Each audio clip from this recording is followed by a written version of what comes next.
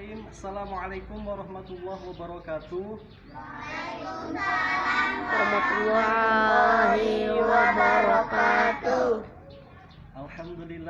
Alhamdulillahirabbil alamin.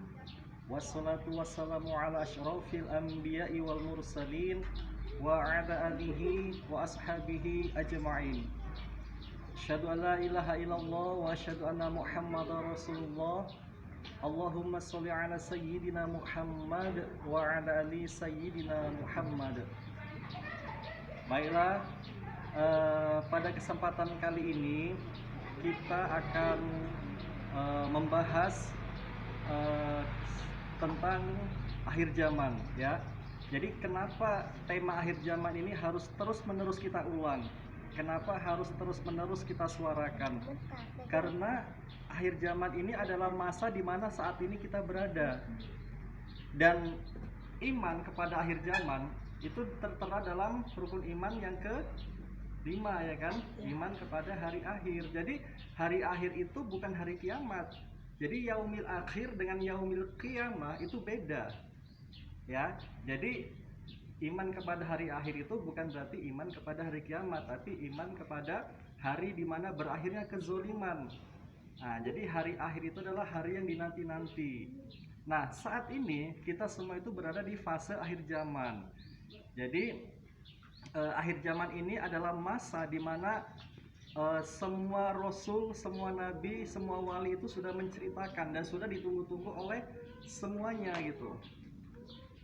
Ya, coba jangan ribut yang di belakang ya. Nah, jadi akhir zaman ini adalah fase di mana kita adalah masa yang dinanti-nanti oleh semua nabi, semua wali, semua rasul, ya. Di mana nanti di hari itu atau di masa itu adalah terjadinya peperangan akhir zaman, terjadinya munculnya Dajjal, turunnya Nabi Isa, munculnya Imam Mahdi, kemudian terjadinya Ad-Dukhon. Itu terjadi di akhir zaman semua. Dan itu fasenya sebetulnya kalau dihitung-hitung itu tidak akan lama lagi. Yang kita takutkan adalah ketika masa itu terjadi, kita itu berada dalam kelalaian.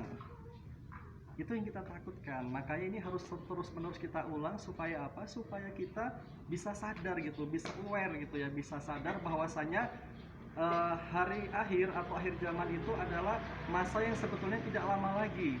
Ya, siap tidak siap, mau tidak mau kita pasti akan menghadapinya. Ya. Kemungkinan besar kita akan mengalami fase-fase ini ya.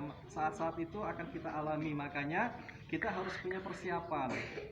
Ya, jadi akhir zaman itu nanti diawali itu pertama sekali itu tanda besar yang pertama itu adalah terjadinya ad-dukhon ya. Jadi ad-dukhon itu adalah di mana terjadi bumi ini gelap selama 40 hari 40 malam. Jadi kalau kata Rasul itu gelapnya itu selama 40 hari 40 malam, saking gelapnya sampai-sampai kalau tangan kita tempel, kita dekatkan ke wajah kita itu nggak nampak, saking gelapnya. Jadi sangat gelap sekali. Jadi ad-dukhon itu juga ada dalam Quran ya, dalam surah ad-dukhon. Jadi dukhon itu nanti akan muncul itu ketika terjadi hantaman meteor ya. Ada asteroid ya atau meteor itu yang akan menghantam bumi. Ketika itu terjadi, maka akan terjadilah debu yang sangat tebal, yang sangat gelap sehingga menutupi bumi. Jadi matahari itu nggak tembus ya. Dan saat itu Allah akan mematikan magnet bumi. Artinya pada saat itu tidak ada sama sekali teknologi, listrik nggak ada ya, teknologi akan mati semua. Jadi kita yang punya HP saat ini nanti ketika ad-dukhon terjadi itu HP nggak akan berfungsi, tidak akan berfungsi lagi. Internet juga tidak akan jalan, kemudian sistem perbankan, pokoknya semua yang menggunakan teknologi itu nggak bisa jalan, bahkan sampai kendaraan pun nggak bisa jalan. Kalau kita punya mobil mungkin atau punya sepeda motor, pokoknya semua kendaraan itu tidak akan bisa jalan. Artinya di saat itu kita tuh kembali ke zaman batu ya. Ya, kita kembali ke zaman batu. Jadi kita akan mengalami hal itu di mana kita tidak ada teknologi lagi, tidak ada listrik, tidak ada penerangan seperti zaman dulu lah. Ya, pakai lampunya ya mungkin nanti lampu sentir ya atau lampu pakai api gitu. Jadi ketika dukhon itu terjadi di saat itu kita itu akan mengalami kesulitan ya. Kenapa? Karena kita nggak bisa makan di situ. Semua makanan beracun ya, kena debu. Kemudian air minum juga beracun. Makanya kata Rasul, makanan orang mukmin saat itu adalah dengan zikrullah, dengan zikir. Makanya perbanyak zikir mulai sekarang, perbanyak puasa. Ya, kita sekarang kan kita akan menghadapi puasa Ramadan ya sebentar lagi. Ya, itu juga harus dilatih. Gitu ya. Kalau bisa puasa sunnah seperti Senin Kamis itu perlu. Kenapa? Karena saat duhon itu kita nggak bisa makan ya, nggak bisa minum. Jadi makanan kita itu saat itu dengan zikir. Nah, jadi dilatih dari sekarang untuk memperbanyak zikir. Ya, duhon itu nanti terjadi selama 40 hari 40 malam. Kalau bagi orang mukmin itu nanti rasanya itu ya nggak terlalu menyiksa ya, hanya seperti kena flu aja kita, kayak demam flu biasa aja. Tapi bagi orang kafir nanti duhon itu rasanya sangat menyiksa gitu, jadi seperti terpanggang saking panasnya. Pokoknya banyak juga kematian di saat itu ya. Kenapa? Karena pada saat itu pun itu sebetulnya pada saat duhon itu datang, sebetulnya Dajjal itu juga sudah datang. Artinya Dajjal pada saat itu juga dia memberikan pengaruh ya. Pengaruhnya apa? Dajjal itu pada saat itu sebetulnya ya, itu dia tubuhnya itu bisa juga bercahaya. Jadi ketika ada cahaya di dalam kegelapan, tentu orang akan banyak menuju dia. Kemudian dia juga bisa membagikan roti, di mana roti itu atau makanan itu terbuat dari batu. Jadi batu disihir oleh Dajjal, kemudian diberi makan kepada orang yang mau ya, yang mau ikut sama dia. Kemudian ketika sudah dimakan sampai di perut jadi batu lagi. Jadi orangnya yang makan akan mati.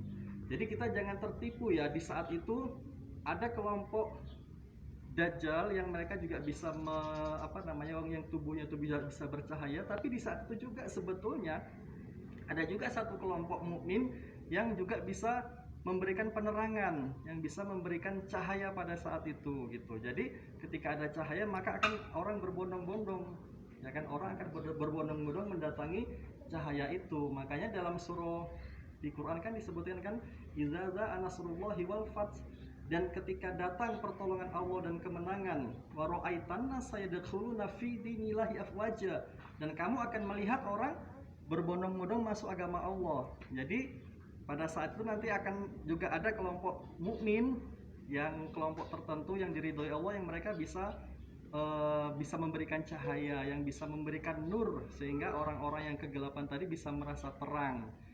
Nah, pada saat itulah juga banyak orang yang akan berbondong-bondong masuk ke dalam agama Allah, ke dinullah tadi gitu ya. Sebetulnya itu akan terjadi pada saat ad-dukhon.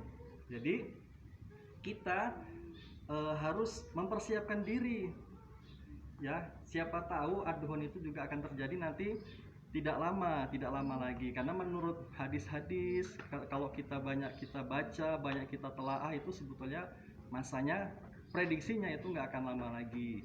Jangan sampai ketika dukhon datang kita terlena, jangan sampai kita nggak ada persiapan sama sekali ya. Itu tanda besar kiamat yang pertama ya, yaitu turunnya ad-dukhon. Jadi akhir zaman nanti itu fase yang paling penting itu dimulai dari ad-dukhon tadi.